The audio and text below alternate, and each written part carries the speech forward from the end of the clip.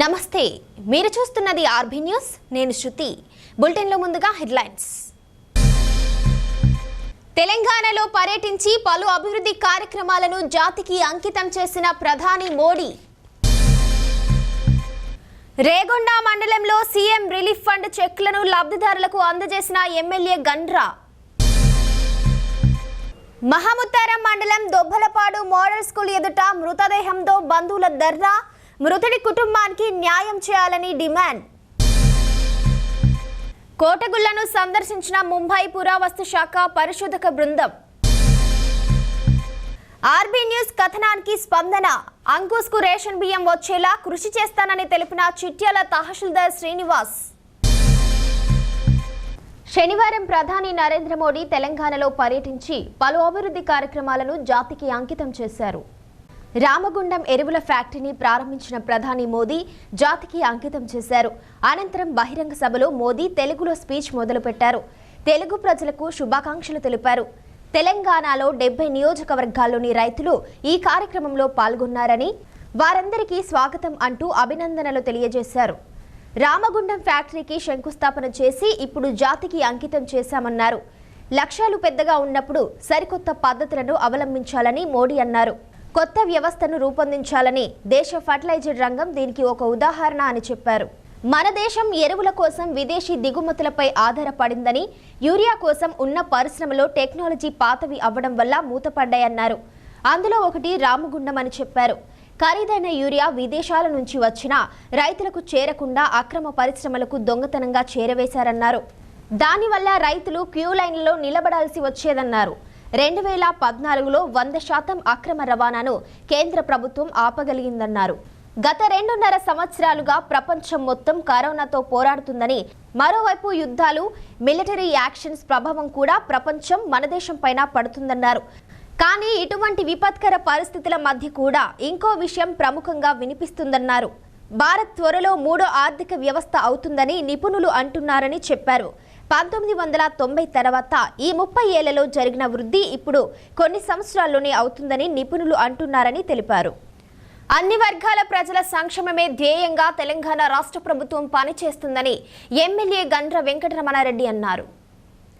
శనివారం రేగొండ మండలంలోని పలు గ్రామాల్లో ఎమ్మెల్యే గండ్ర వెంకటరమణారెడ్డి పర్యటించారు.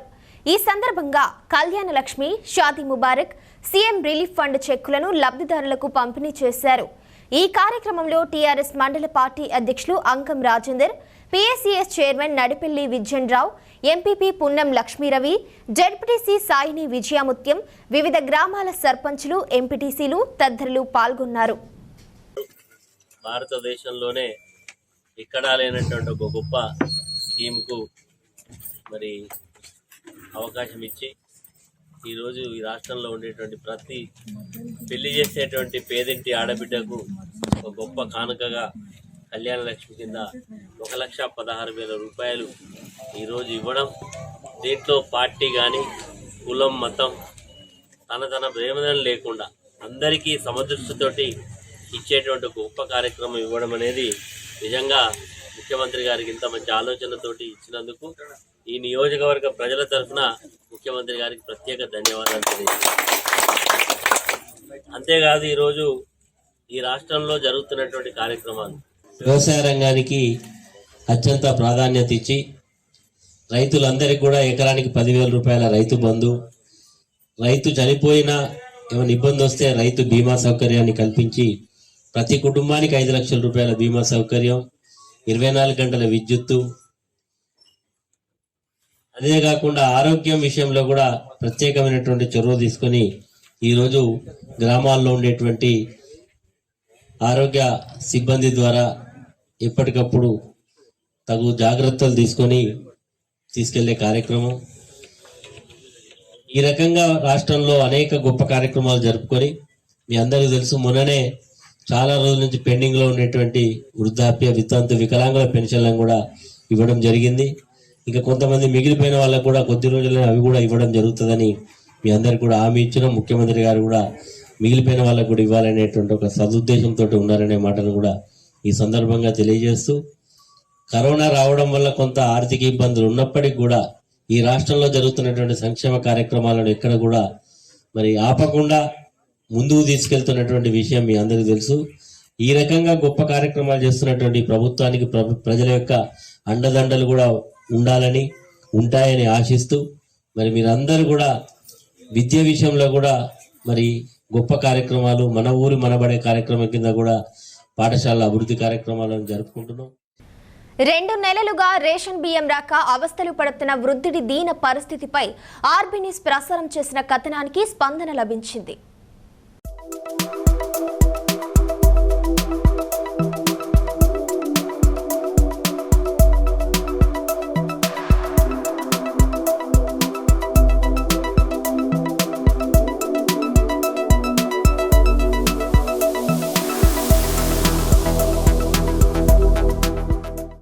చిట్యాల మండల కేంద్రంలోని రామ్నగర్ కాలనీకి చెందిన ఆరపల్లి అంకుశ్ అనే వృద్ధుడికి గత 2 నెలలుగా రేషన్ బియ్యం రావట్లేదని ఆర్బీ న్యూస్ ప్రసారం చేసిన కథనానికి రెవెన్యూ అధికారులు స్పందించారు.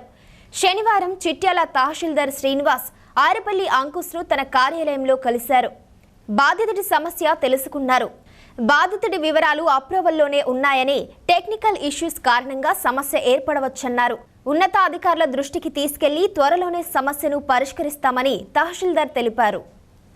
ఎఫ్ఎస్ కార్డు అది డెత్ దాంట్లో లేదు, అప్రూవల్లోనే ఉన్నది. అతనికి రైస్ ఇచ్చినట్టు చూస్తామని తెలుసు.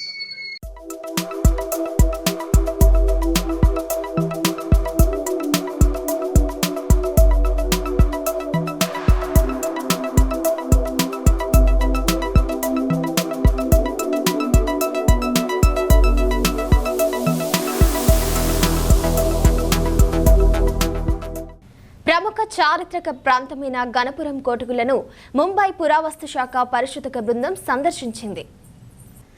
కాకతీయుల కళాక్షేత్రం శ్రీ భవానీ సహిత గణపేశ్వరాలయం కోటగుళ్లలో శనివారం మహారాష్ట్ర ముంబైకి చెందిన పురావస్తు శాఖ పరిశోధక బృందం సందర్శించింది.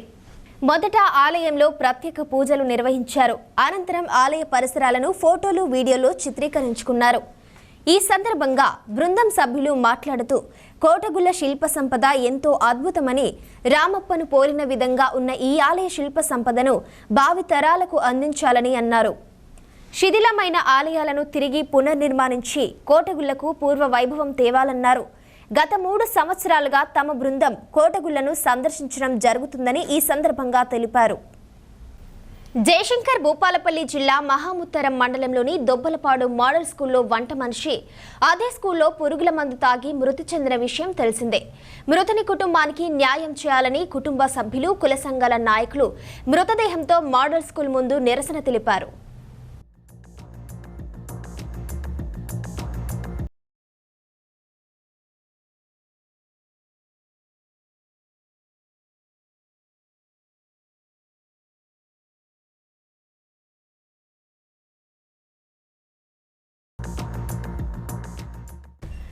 మహాముత్తారం మండలం దొబ్బలపాడు మోడల్ స్కూల్ ఎదుట రోడ్డుపై శనివారం రాజు నాయక్ మృతదేహంతో కుటుంబ సభ్యులు ధర్నా నిర్వహించారు. బాధిత కుటుంబానికి న్యాయం చేయాలని, మృతికి కారణమైన ఉపాధ్యాయులపై చర్యలు తీసుకోవాలని డిమాండ్ చేశారు.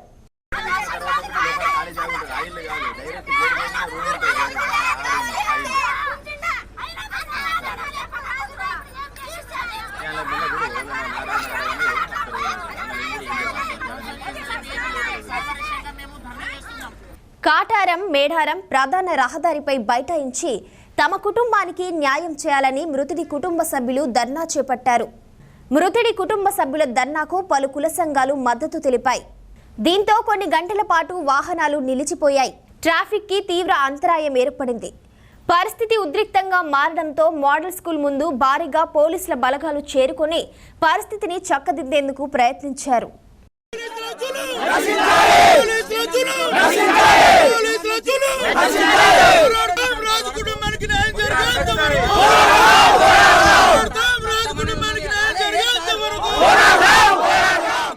ప్రిన్సిపల్ నాగరాజు, టీచర్లు సులోచన వేధింపులతో పాటు కులం పేరుతో దూషించి అవమానించారని, అది తట్టుకోలేక ప్రిన్సిపల్ గదిలో పురుగుల మందు తాగి రాజు నాయక్ చనిపోయాడని మృతుని కుటుంబ సభ్యులు ఆరోపించారు. రాజు నాయక్ మృతికి కారకులైన వారిని సస్పెండ్ చేయాలని ప్రజా సంఘాల నాయకులు డిమాండ్ చేశారు. బాధిత కుటుంబానికి మోడల్ స్కూల్లో ఉద్యోగం ఇవ్వాలని 50 లక్షల పరిహారం చెల్లించాలని డిమాండ్ చేశారు. మోడల్ స్కూల్ పరిధిలో గత 10 సంవత్సరాలుగా పనిచేస్తున్నటువంటి జరుపుల రాజు అనే వ్యక్తి యాజమాన్యం టార్చర్ భరించలేక నిన్న మందు తాగి మృతి చెందడం జరిగింది. ఈ మృతి చెందిన రాజు ఎవరైతున్నారో ఆ రాజు కుటుంబానికి 50 లక్షల ఎక్స్గ్రేషియా, వారి కుటుంబంలో ఉన్న వారికి ఒకరికి ప్రభుత్వ ఉద్యోగం ఇవ్వాలి అని చెప్పి ప్రజా సంఘాలుగా మేము డిమాండ్ చేయడం జరుగుతూ ఉన్నది. అదేవిధంగా ఇదే మోడల్ స్కూల్లో చాలా అన్యాయాలు అక్రమాలు జరుగుతూ ఉన్నాయి. ఈ మోడల్ స్కూల్ యంత్రాంగం పైన సరైన విచారం, సంక్లిష్టమైన పటిష్టమైనటువంటి చట్టపరమైన విచారణ జరిపి ఆ యాజమాన్యంలో ఉన్నటువంటి లోటుపాట్లను సరిచేసి యాజమాన్యంలో ఎవరైతే తప్పుదోవ పోతూ ఉన్నారో యాజమాన్యం తప్పుదోవ నడిపిస్తున్నటువంటి యంత్రాంగం పైన పటిష్టమైన చర్యలు, కఠినమైన చర్యలు తీసుకోవాలి. ఈ యాజమాన్యం పైన కనుక కఠినమైన చర్యలు లేకపోతే ఈ దుందుడుకు వ్యవస్థ ఇట్లనే కొనసాగుతుంది. కనీసము 24 గంటలు అవుతున్నా 10 సంవత్సరాలుగా వారితో పనిచేసినటువంటి ఒక వ్యక్తి చనిపోతే కనీసం మానవతా దృక్పథంతో డిఓ గారు కానీ అథెంటిక్ ఉన్న వాళ్ళు ఎవరు రానటువంటి దౌర్భాగ్య పరిస్థితి ఈరోజు నెలకొన్నా ఉన్నది. మాకు ప్రభుత్వ వ్యవస్థ మీద మెల్లమెల్లగా న్యాయం జరుగుతుంది అనే ఒక అపోహ న్యాయం జరగదనే అపోహ కలుగుతా ఉన్నది. నిరసనను విరమించాలని పోలీసులు నచ్చజెప్పే ప్రయత్నం చేసినప్పటికీ మృతుని కుటుంబ సభ్యులు, ప్రజా సంఘాల నాయకులు తమ డిమాండ్ను పరిష్కరించాలని పట్టుబట్టారు. జిల్లా కలెక్టర్ను ఫోన్ ద్వారా సంప్రదించగా ఫోన్లో మాట్లాడిన కలెక్టర్ పూర్తి విషయాన్ని నివేదించాలని వెంటనే తహసీల్దార్ను ఆదేశించారు. సంఘటనా స్థలానికి తహసీల్దార్ మాధవి, డీఈఓ రాజేందర్లు చేరుకుని వారితో మాట్లాడారు. మృతుడి కుటుంబంలో ఒకరికి మోడల్ స్కూల్లో ఉద్యోగం కల్పిస్తామని, ప్రభుత్వం నుండి ఎగ్జిక్యూషియా వచ్చే విధంగా చూస్తామని భరోసా ఇచ్చారు. అలాగే రాజు నాయక్ మృతికి కారణమైన ఉపాధ్యాయులపై కేసులు నమోదైన కారణంగా వారు సస్పెండ్ అవుతారని, ఆందోళన విరమించాలని కోరారు. వారి డిమాండ్లను నెరవేర్చుతామని అధికారులు భరోసా ఇవ్వడంతో మృతుని కుటుంబ సభ్యులు ఆందోళన విరమించారు.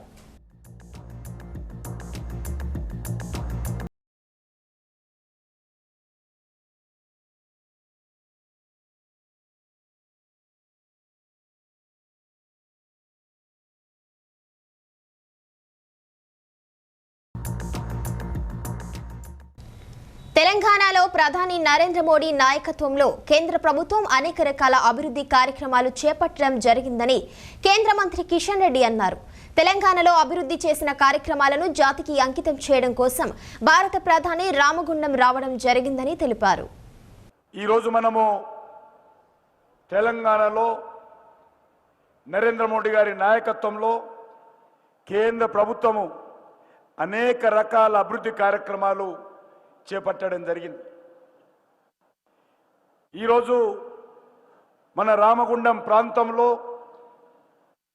అనేక కార్యక్రమాలు చేపట్టడం కోసం తెలంగాణ ప్రజలకు అభివృద్ధి చేసినటువంటి కార్యక్రమాలు అంకితం చేయడం కోసము భారత ప్రధానమంత్రి గారు ఈరోజు మన రామగుండం రావడం జరిగింది.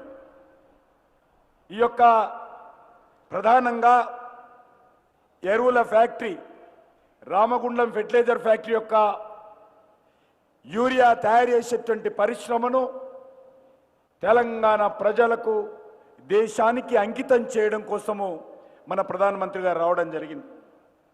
మీకు అందరు తెలుసు, సుమారు 6,338 కోట్ల రూపాయలతో ఈ పరిశ్రమ స్థాపిస్తూ ఉన్నారు. దీని ద్వారా ఈరోజు తెలంగాణ ప్రాంతంలో ఈ యొక్క ఎరువుల కొరత తీరేటువంటి అవకాశం ఉంది. అంతేకాదు ఈరోజు రైతులకు మనవి చేస్తూ ఉన్నాను, తెలంగాణ రైతులకు ఈ యొక్క యూరియా ఏదైతే ఉన్నదో యూరియా మీద కేంద్ర ప్రభుత్వము చాలా పెద్ద ఎత్తున ఈరోజు రైతుల దగ్గర 250 నుంచి 260 రూపాయల బస్తా తీసుకుంటే ప్రతి బస్తా వెనుక కేంద్ర ప్రభుత్వము 1,472 రూపీస్ సబ్సిడీ నరేంద్ర మోడీ గారి ప్రభుత్వము ప్రతి ఎరువుల బస్తాకి ఇస్తా ఉందని మనం చేస్తా ఉన్నాం. అంతేకాదు ఈరోజు ఈ యొక్క వ్యవసాయ రంగానికి సంబంధించి కేంద్ర ప్రభుత్వము అనేక రకాల కార్యక్రమాలు తీసుకున్నది. ఏదైతే మొన్న కొంతమంది అన్నారు వీళ్లకు ధాన్యం కొనడానికి డబ్బులు లేవని. నేను ఈ సందర్భంగా ఈ యొక్క రైతులకు సంబంధించి మనవి చేస్తా ఉన్నాను.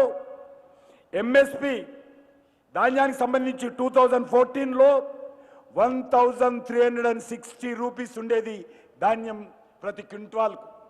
ఈరోజు మోడీ గారు ప్రభుత్వము స్వాతంత్రం వచ్చినప్పటి నుంచి మోడీ గారు ప్రధానమంత్రి అయ్యేంత వరకు 1360 రూపీస్ ఉండేది. ఈ 8 సంవత్సరాలలో నేను రైతులకు మనవి చేస్తా ఉన్నాను, ధాన్యం క్వింటాల్కు 2040 రూపీస్ నరేంద్ర మోడీ గారు ఈరోజు పెంచి రైతులకు లాభం కలిగిస్తూ ఉంటే ధాన్యం కొనుగోలు సాయం సాగలను. రోడ్లను ఆక్రమిస్తే కఠిన చర్యలు తప్పవన్నారు మంత్రి తలసాని శ్రీనివాస్ యాదవ్. ఎర్రగడ్డ చౌరస్తా నుంచి సన్నత్ నగర్ పోలీస్ స్టేషన్ వరకు పాదయాత్రగా వెళ్లి రోడ్డును పరిశీలించారు. రోడ్ల అక్రమాలతో ప్రజలు తీవ్ర ఇబ్బందులు పడుతున్నారన్నారు. అక్రమాలను తొలగించి ఈ నెల ఆఖరులోగా సన్నత్ నగర్ బస్టాండ్ నుంచి ఎర్రగడ్డ వరకు రోడ్డు విస్తరణ పూర్తి చేయాలని అధికారులను ఆదేశించారు మంత్రి. రోడ్లన్నీ ఆక్రమించి వ్యాపారాలు చేస్తే కేసులు బుక్ చేయాలంటూ సూచించారు తలసాని.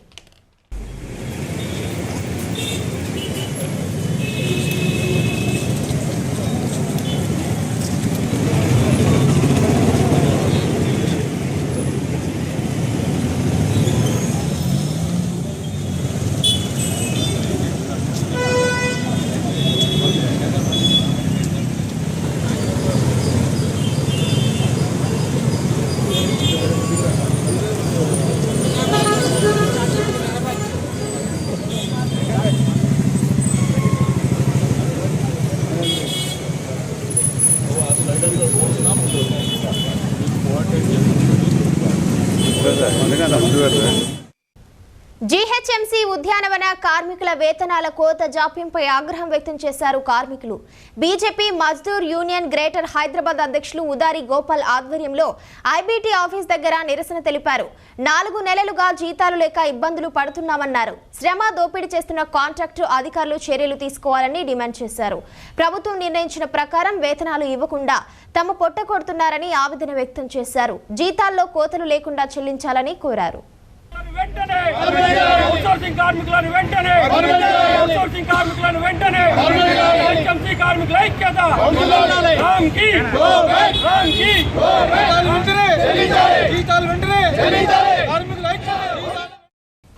గో సంరక్షణకై అందరూ కదిలి రావాలని 2000 కిలోమీటర్ల వరకు మోకాళ్లపై యాత్ర చేపడుతున్నారు ఓ స్వామీజీ.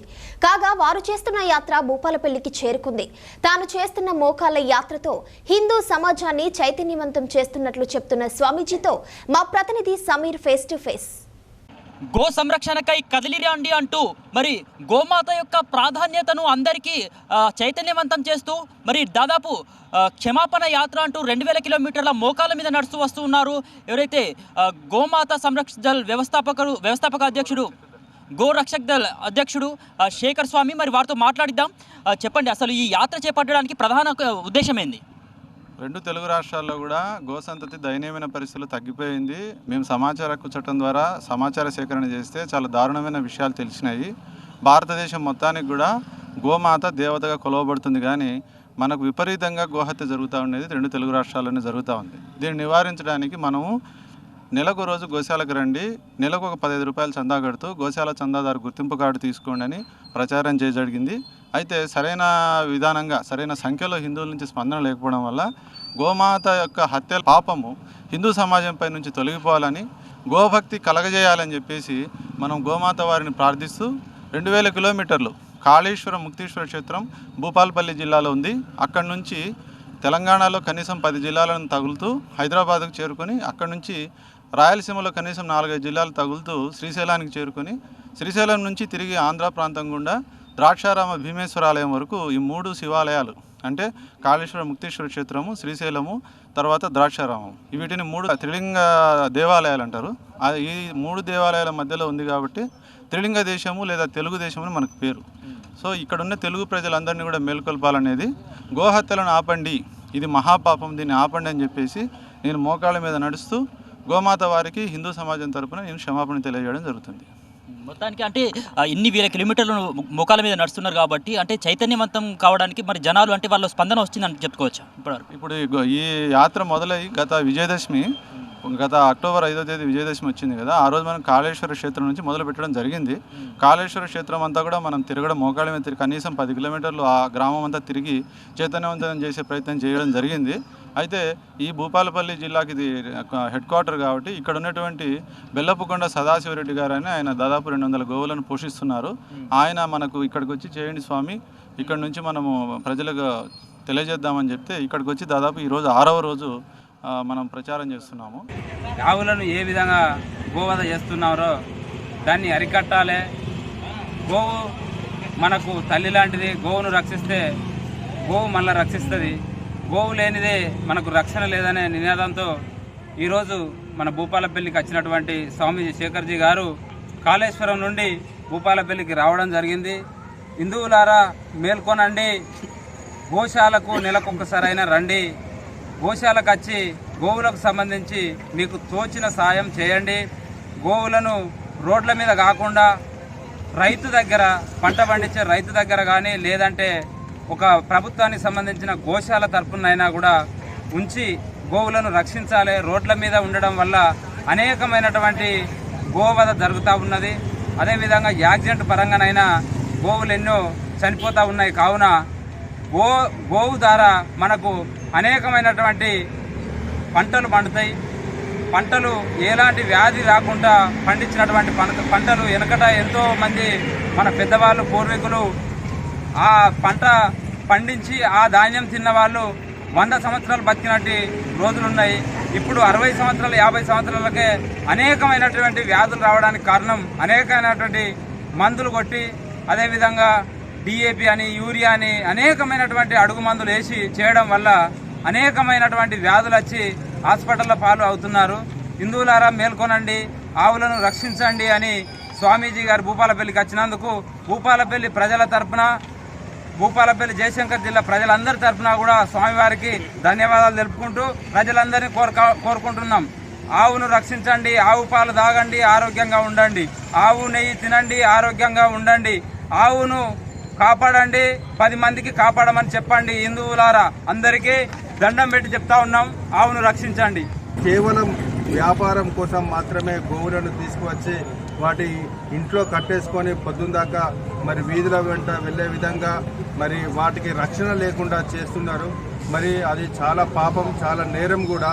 మరి ఒక నోరు లేని జంతువులను అని చూడకుండా కూడా మరి గోవులను కేవలం వాటి డబ్బులు అంటే ఆర్థికంగా సంపాదించుకోవడం కోసం మరి కొంతమంది, అందరు కాదు కొంతమంది ఈ విధంగా గోవులను మరి రోడ్డున వదిలిపెట్టడం వల్ల ప్రమాదాలు జరుగుతున్నాయి. అందరూ కూడా మరి ఇప్పటికైనా గోవుల యొక్క విశిష్టత తెలుసుకొని మరి గోవులను రక్షించాల్సినటువంటి బాధ్యత ప్రతి ఒక్కరిపైన ఉంది. మరి ఎందుకంటే గోవుల వల్లనే ఈ రోజున వ్యవసాయం కానీ మన అందరం కానీ ఆరోగ్యంగా ఉండడం జరుగుతున్నది. కాబట్టి గోవు యొక్క విశిష్టత ప్రతి ఒక్కరు కూడా తెలుసుకోవాలని మేము ప్రజలందరినీ కోరుతున్నాం. మొత్తానికి గోవధను ఆపడమే ధ్యేయంగా చేపట్టినటువంటి యొక్క మోకాళ్ళ యాత్ర ద్వారా మరి జనాల్లో ఒక చైతన్యం వచ్చి మళ్ళీ గో సంరక్షణకి అందరూ కూడా పాటుపడాలని మీరు చెప్తున్నారు. జయశంకర్ జిల్లా కేంద్రం నుంచి వీడియో జర్నలిస్ట్ సత్యనారాయణతో సమీర్, ఆర్బీ న్యూస్. జిల్లా కేంద్రంలో పార్క్ అంటే ఎలా ఉండాలి? సకల సౌకర్యాలతో, అన్ని వసతులతో ఆహ్లాదకరంగా ఉండాలి. కానీ భూపాలపల్లి జిల్లాలో జయశంకర్ పార్కు సమస్యలకు నిలయంగా మారింది. సరైన పర్యవేక్షణ లేకపోవడంతో వ్యాయామ పరికరాలు, లైట్లు, ఆట వస్తువులు ఇలా ఏ ఒక్కటి సరిగ్గా పనిచేయకపోవడంతో పాటు క్యాంటీన్ కోసం ఏర్పాటు చేసిన షెడ్డు నిరుపయోగంగా మారిన వైనంపై ఆర్బీ న్యూస్ ప్రత్యేక కథనం.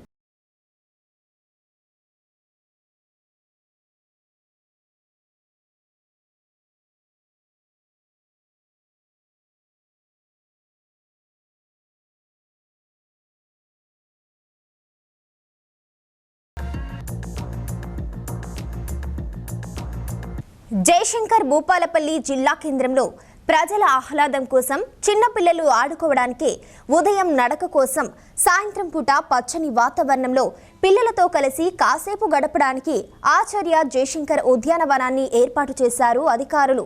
ఈ పార్కు పట్టణ నడిబొడ్డున ఉండడం, అన్ని కాలనీల వాళ్ళకి అందుబాటులో ఉండడంతో ఈ పార్కుకు వచ్చే ప్రజల సంఖ్య ఎక్కువగానే ఉంటుంది. ముఖ్యంగా ఎంతో కష్టపడి సింగరేణి డ్యూటీ ముగించుకొని వచ్చే కార్మికులు ఈ పార్కులో కాసేపు సేదతీరుతుంటారు. అదేవిధంగా వాకింగ్కి వచ్చే వాళ్ళ సంఖ్య కూడా ఎక్కువగానే ఉంది. ఈ ప్రాంతంలో ఉన్న చిన్న పిల్లలకు అందుబాటులో ఉండడంతో పిల్లలు కూడా అధిక సంఖ్యలో వచ్చి తమ స్నేహితులతో కలిసి ఆడుకుంటుంటారు. ఇలా అన్ని విధాలుగా స్థానిక ప్రజలకు ఉపయోగపడుతున్న జయశంకర్ పార్కులో అధికారుల నిర్లక్ష్యం, కాంట్రాక్టర్ అలసత్వం మూలంగా కనీస సౌకర్యాలు కరువయ్యాయి. పార్కులో లైటింగ్ సరిగ్గా లేక సాయంత్రం అయిందంటే పార్కు నలుమూలలా చీకటి కమ్ముకుంటుంది. దీంతో వాకింగ్ కోసం పార్కుకు వచ్చేవారు ఇబ్బందులు పడవలసిన పరిస్థితి నెలకొంది. జస్ట్ కొన్ని లైట్స్ పెట్టించిరన్నమాట, ఇంకా కొన్ని అసలు పని చేయట్లే. అండ్ మోస్ట్ ప్రాబ్లం ఏంటంటే ఇక్కడ మధ్యలో క్యానల్స్ ఉంటాయి. అయితే చాలామంది అది దారో క్యానలో కన్ఫ్యూజన్లో స్ట్రేట్కి వెళ్ళిపోతున్నారు అన్నమాట. చిన్నపిల్లలు అయితే తెలియకుండా పోయి ఆ క్యానల్లో పడే అవకాశాలు కూడా ఉన్నాయి. సో లైట్స్ లేకపోవడం వల్ల అంత పెద్ద ప్రాబ్లం ఫేస్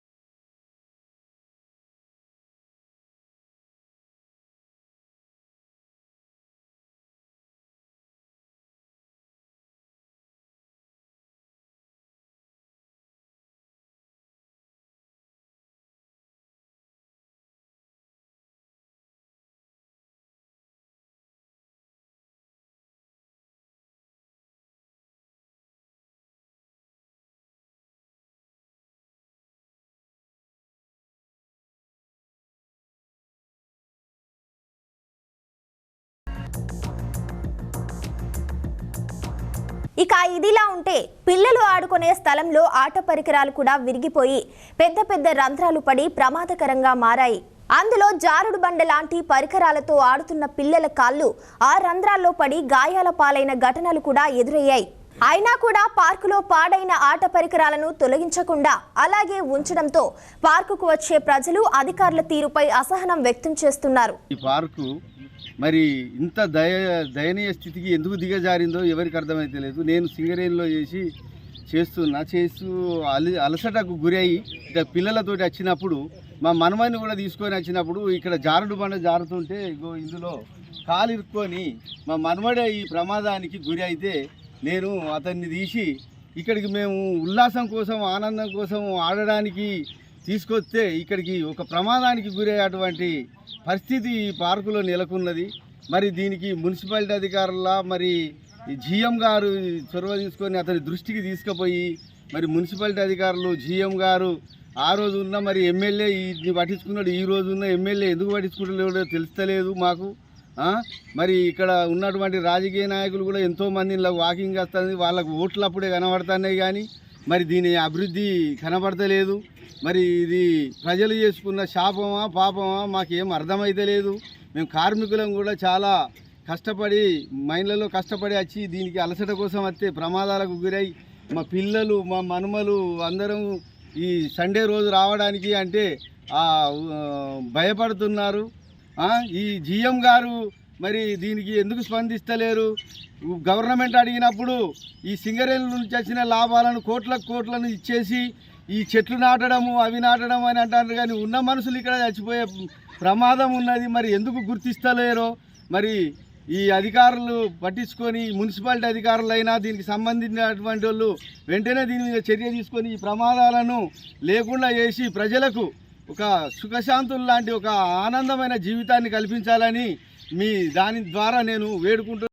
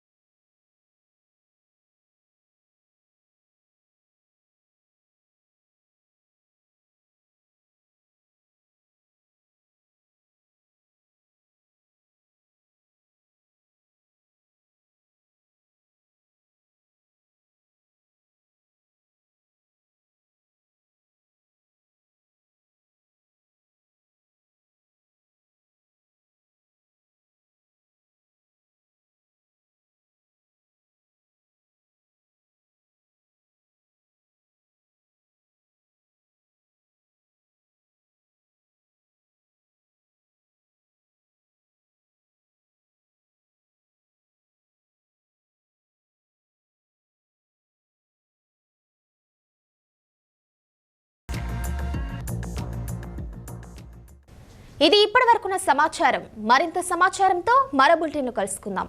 అంతవరకు సెలవు. నమస్కారం.